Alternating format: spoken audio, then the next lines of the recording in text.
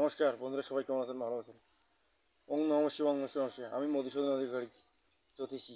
আজকে আলোচনা করব আমি এই হাতের চন্দ্র পর্বত নিয়ে। এই যে চন্দ্র পর্বত নিয়ে আলোচনা করব।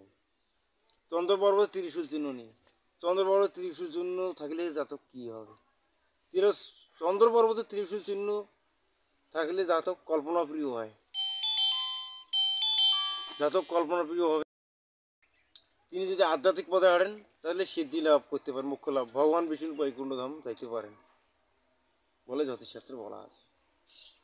তিনি যদি চাকরিতে যান তাহলে চাকরির ক্ষেত্রে বড় চাকরি বা ছোট চাকরি পাবেন। ব্যবসার ক্ষেত্রে গেলে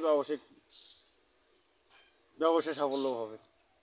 এবং কোনো মৎস্য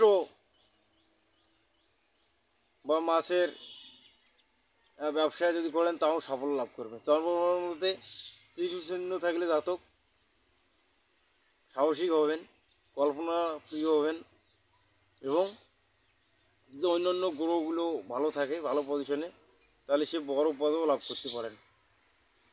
নাম সুনাম যশ প্রতিষ্ঠাও থাকবেন।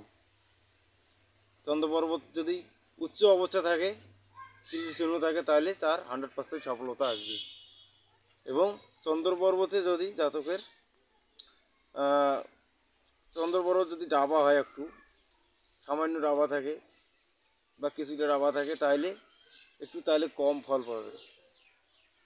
এবং চন্দ্র যেহেতু কল্পনার প্রিয়, এই জন্য চন্দ্র পর্বত থেকে যদি কোনো রেখা বৃহস্পতি বা শুক্র দিকে যায় বা শনির দিকে যায়, তাহলে তো আরও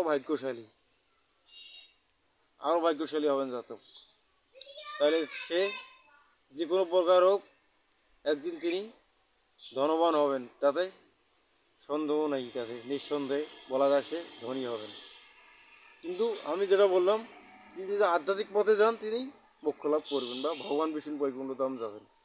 ভগবান বিষ্ণু বা আধ্যাত্মিক পথে ব্রহ্মা বিষ্ণু শিব যে কোনো দেবতা, যে ইষ্ট দেবতা আছে সেই ধামে যেতে পারেন বা মোক্ষ লাভ করতে পারেন, বৈকুণ্ঠ ধামে যেতে পারেন, ব্রহ্মধামেও যেতে পারেন, যাইতে পারবেন। চন্দ্র পর্বতে ত্রিশূল চিহ্ন থাকলে 17তম 3 গুণে থাকবেন।